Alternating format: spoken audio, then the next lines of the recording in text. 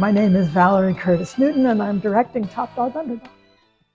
It's the story of two brothers trying to love each other to healing, trying to find a way to heal generational trauma and come out the other side. And its most basic form, they're trying to win an unwinnable game. And so it's about how inside families, we try to love each other to the other side. What made me fall in love with this play is I've been a fan of Susan Laurie Parks for like 30 years. And in the beginning, her work was very adventurous and avant-garde and a little bit inscrutable. Like you didn't always know if you knew what was going on, but around In the Blood, she started to find her footing in terms of story and still the adventurous, exciting form. And what I love about Top Dog, and I've directed Father Comes Home from the War, they're both plays where the story and the form meet beautifully in the hands of a master craftsperson who's able to take the sum of the parts and make it bigger, make it mean more, make more meaning from just very simple ingredients. And so that's partly what I love about it. And about her writing too, generally, when she gets it right, she gets it really right. I've directed here at Arts West a bunch of times. And I find that I'm able to really dig in with the actors in a way that I sometimes am not in other forums. Because it's so intimate, because the audience is so close, I feel like there's a real visceral quality that I'm able to bring to the audiences here. And this is a very visceral play. So we match that sensibility with my sensibility with this audience. And I think we have a unique opportunity to do something sort of fantastic. It's also very daunting. It's scary to be doing this work in this city for this audience at this time when the country is so divided and we're struggling so hard to find the ways to communicate with each other across our difference.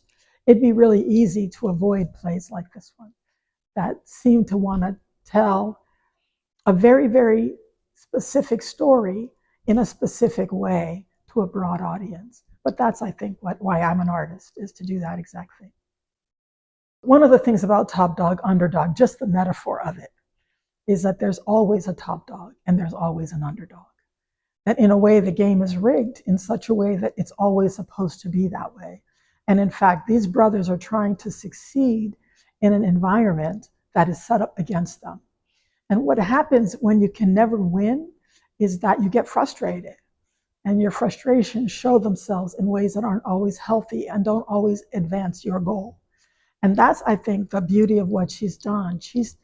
Susan Laurie has figured out how to articulate that the game is rigged and that we still play in the hope of winning. There's something faithful, hopeful of the human resilience that maybe we can figure out a way to get through. If you can't get over, at least we can get through. And the thing about fighting a game or playing a game that you can never win is that it can make you a little bit paranoid that it's going to turn on you in ways that you can't anticipate, that you're never, ever going to be able to rest, that you're always going to have to be vigilant.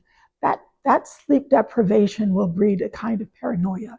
It can verge on psychosis over time. And so we're set up to behave badly to each other, even though our strongest desire is to be healed and to be in community, to be in family, and to be in love with each other. We can't battle the circumstances forever. And that's what the play gives us a chance to examine. I think the thing that I'm most excited to share with an audience is that we're being bold. It's not a time to be safe in art. It's actually a time where it's required that artists are their boldest, that we are our bravest, and that we are, in some ways, our most trusting, that an audience will go on the ride with us. If we're courageous, they will come. And so I just hope that this audience proves to be like all the other audiences that I've managed to make work for. The actors are being brave, and I'm trying to be brave. The designers are being brave. We're hoping that a courageous, thoughtful, humane audience will come and be moved and be open to what they're about to see. The instrumental told me to do more, decided to do less, subtract, and I stay blessed. Thought I was a minimalist.